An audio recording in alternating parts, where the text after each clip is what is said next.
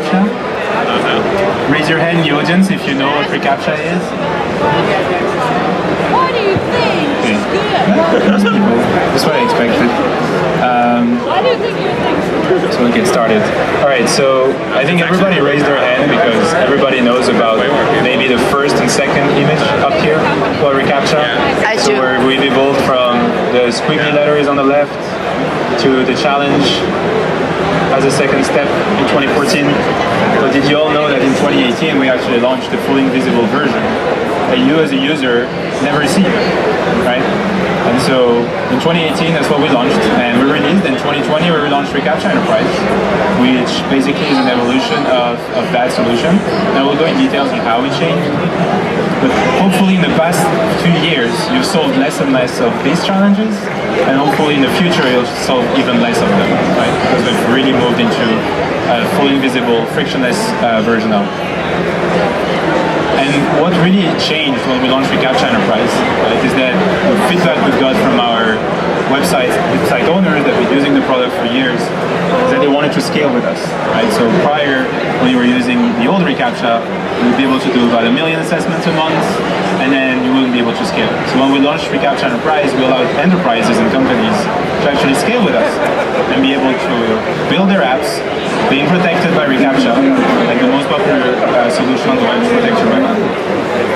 Some of the things we changed is that the paradigm shift we had is we moved away from actually throwing challenges to users to returning a score to the site owner so that they can choose what they do with the customer. So if you think of yourself using an app, you come on the app, you get a high score, you don't get a challenge, you don't get any 2FA. If you're actually a bot and you get a low score, the site owner can choose to block you, which lets you through, or to challenge you with a 2FA, for example. Right, some of the things we do as well is that on top of that, we built a lot more protections and features around account protections and payment fraud, for example. Now, for this session, what we'll do is that we'll focus into account protections, right? So we've done a lot because what we've seen is that most of our customers that were using re-CAPTCHA originally were using it to protect themselves against credential stuffing attacks, right? So credential stuffing attacks, bots actually harvest a lot of credentials and try them on an app. So what we've done actually is that now that we're a fully frictionless solution, we can go in and give you a lot more data to help you understand whether you're under attack or not, and whether the human who's trying to log in is the right human or not, and whether as well the password that is being used is actually coming from leaked credentials, and or if the account being created is being created by a bot or not. Right? So if we think of actually what an account takeover looks like, and what actually are the different steps that an attacker takes, re-CAPTCHA has actually a mitigation solution in place for each and every one of them. Right? So if you think of where the attack starts from, always starts with lost credentials. Everybody's probably guilty of that. You've reused the password across many websites. You lose one of this password in one website, an attacker gets their hands on it, they'll try it on all the most popular apps on the web to see if they can get into your account, hijack it, change the password, lock you out, and that's really annoying. Right? So one of the best mitigation you can have in place is password leak detection. That's a feature that we offer. So when your users are trying to log into your app, you get a warning that will tell you, hey, they're actually using leaked credentials. You should reset your password. You reset their password, you do another check. If it comes back clean, you can let them in. So very easy, efficient way to mitigate an account takeover early on. So that's re-CAPTCHA Enterprise password leak detection. That went general availability last week. So since last Tuesday, it's actually generally available to everyone. The second step is once an attacker gets their hands on credentials, they use bots to try as many credentials as possible on the website. There, you use the vanilla version of re-CAPTCHA, block the bots, you get a score back between 0 and 1, 0 being a robot, 1 being a human, and then you can instrument around that and choose to block the user or not. Right? So that helps you with the credential stuffing aspect. Now, number 3 is if it's not a bot and it's a human, you should be able to tell as well, is this the right human, right, trying to log into the session. Now what we do now is that we offer Account Defender, so re-CAPTCHA Account Defender will give you an extra output that will tell you this is a suspicious login, or there is actually this is the user we've seen in the past trying to log in, and then we'll also give you an output that's a recommended action that will actually let you know whether you should 2FA this user or not. Right? And so we'll go more in depth in the demo to show you how it works. But basically, we're moving away from only having a challenge where reCAPTCHA chooses to challenge for you to return you a score for the bot, returning you a score for the human, telling you is this the right human or not, returning you a score for the credentials being used, being safe or not. And another thing we're offering is an investigation API where basically you can look up all the accounts that have similar behavior in the past.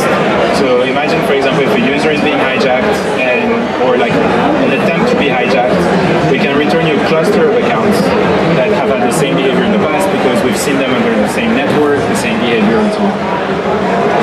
And finally, of course, one of the things that reCAPTCHA helps you protect is not only login actions and sign-up actions, but it's basically any sensitive action on your website.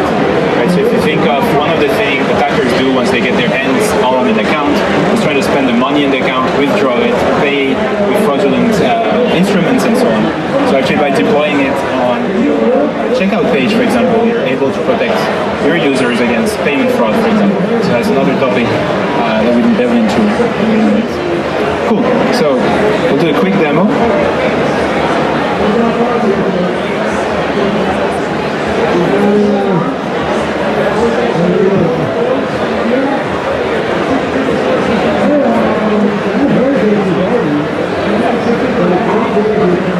Alright, so what we're gonna do is that we're gonna evolve from reCAPTCHA of the past to the reCAPTCHA of today, right?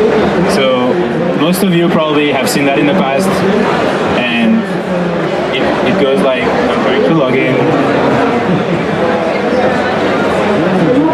Hopefully I'm not gonna get the challenge. I'm not a robot, I sign in, and I'm good to go, right? So that's probably 90% of the time that you've encountered this, that's how it worked, or you've been challenged. Now the full invisible version we've talked about is very different. So you may have seen this on the website in the past.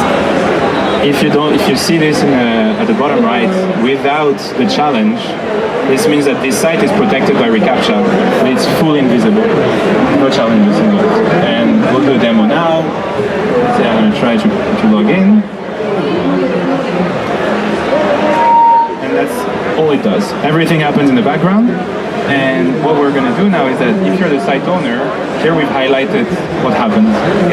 So what the site owner gets is a score between 0 and 1. So in this case, I'm a human. I got a 1. We just check that you have a valid token, so an attacker is not trying to use someone else's token to get in, to try to fool you. And so that score can come back between 0 and 1 in increments of 0.1, so you can instrument your app around that score. And so a lot of our customers, what they'll do is that they'll select a threshold where they feel safe that most users are actually humans, so anywhere between 0.8 to 1. And they'll block all the bots that are under 0.7, for example, or 0.2, 0.3. And then they would 2FA, for example, people in the middle, or do another challenge, or ask them for another authentication factor. Now, let's look what it looks like when it's actually a bot. Right? So let's say that in that case, we've actually made a mock for you. You still get a valid token in this case, but we get a 0.2 score. In this case, the important thing here is that the bot doesn't have a clue that it's getting blocked. It doesn't have a challenge to actually do. So it's much harder for a bot to get in because they need to reverse engineer all of reCAPTCHA as opposed to only solving the bot challenge. So very important distinction where here like you're moving the cost of solving the challenge for the bot at a much higher bot. Now, as we said earlier, detecting bots is just half the battle in account takeover. I can't remember his name. What we're going to do now is look at what we call account defender. And what account defender does is that it will let you know, is the human trying to log in who they say they are. And we do that through behavioral analysis. That allows us to figure out, to separate when there's a big deviation of behavior between what we're used to see for that user compared to now.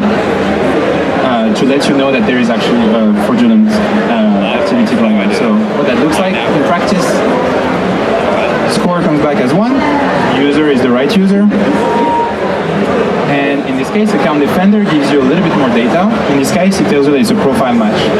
So that's the right user. So think of like where we've been from re-CAPTCHA was just a challenge based to now we have the scores that tell you this is a bot or not. Now we're able to tell you this is the right human or not. Right? I went through this process. Yeah. Yeah, we got a car. Yeah. 6 months ago. There's ups and downs. So it's not, there's going to be some frustrating, very, very frustrating things. I think you're probably... So there's hundreds of signals every signal. So the implementation goes into there's two things for the app developer, right? There's a front-end JavaScript that we deploy for signal collection, and back-end implementation that allows us to do that too. And then you decrypt the token in the back-end with all the signals we've collected, so you get your score back. You have a site-specific model as well that's trained for your site and your traffic. I can't give the secret sauce of what we use exactly, but these hundreds of signals are being collected at that moment of the action being performed by the bot or the user. Yeah. Not necessarily fully authenticated, it doesn't actually. Yeah, it can be unauthenticated. So one thing we but in that case what you do with Account Defender is that you pass a hashed account ID of the user. So that helps us track that specific user without knowing who they are. But on your end, this hash allows you to find you, for example, in your database. And that allows us as well to look at, okay, so assessment 1, 2, 3, 4, 5, everything looks fine. But maybe assessment 8, something completely changed erratically. So we're actually triggering the alert for you to be like, hey, something sketchy is going on. You should 2FA this user. So the hashed account ID is the privacy preserving way of tracking the user. Does that answer your question? One other thing we wanted to demonstrate is... Yeah, it's as much as I can tell you from the signals, yeah. And in the case of a bad user, what you get is, for example, here we have a doubt that it's actually a human. Suspicious login is happening, and we request, actually we give you a recommended action of 2FA the user. That's super useful because we also acknowledge that a lot of our customers are not necessarily select and enterprise users that are very savvy and have like teams to implement things for them. The recommended action is a risk-based authentication output that allows any size company to just rely on our output to help them 2FA or not the customers, right? Their users. Now one last thing I want to show you as well, I mean two last things. The password leak detection is actually still privacy preserving, so we never know what the credential of your users are. And I'll show you the output.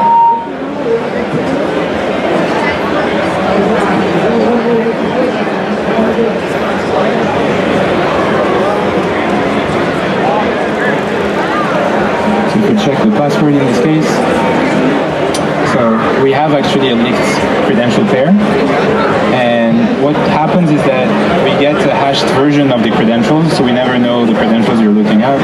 And when we're doing a lookup against the leaked credentials database, you'll get all the hash matches that you can then match with your own database and figure out if that user actually has leaked credentials and perform an alert for them and tell them like, hey, your credentials are leaked, you should reset your password right now, or sign them out, etc. So that's one of the most efficient ways to actually ask your user or like protect your user account takeover.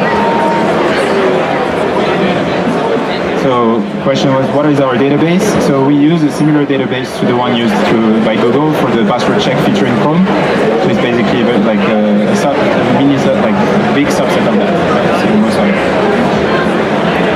So a lot of the protections we bring for users are inspired from the way we do it for Google. So we've evolved from being only a bot solution to becoming a full fraud solution. Not just for your account takeover problem, fake account creation, but also like your payment fraud, etc. One last thing as well that's super interesting is that we have an annotation API. So I think to answer your question earlier, it's great that we're collecting signals, but ML needs two things. It needs data, and a lot of it, and it needs ground truth data, right?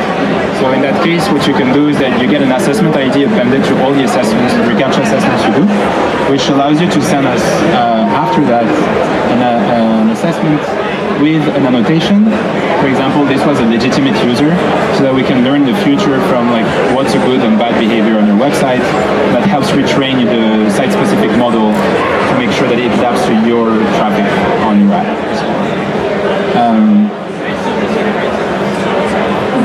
So yeah, we have actually, you can extract your logs, all the logs that you're seeing and things we've discussed and the signals, you can actually extract them through our platform logs and plug them into pretty much any SIM or, you know, Tableau or like data visualization that you want.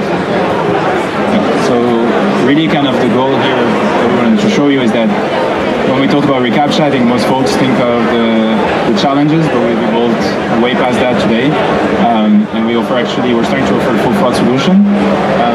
So if you guys want to talk after the talk, like we're done with the demo, I'll be around. There'll be a few more folks as well on our team who'll be ready to help you. We have like more demos set up to go more in depth with some of you. But thank you for your time. Thank you for...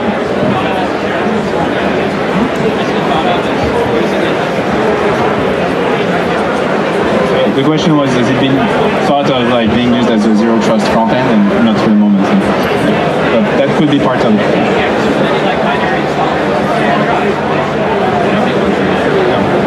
Yeah, so that may be in the future. Like we're kind of like converging towards like being that, as I said, full fraud solution, but that's more far-fetched than that. Thank you.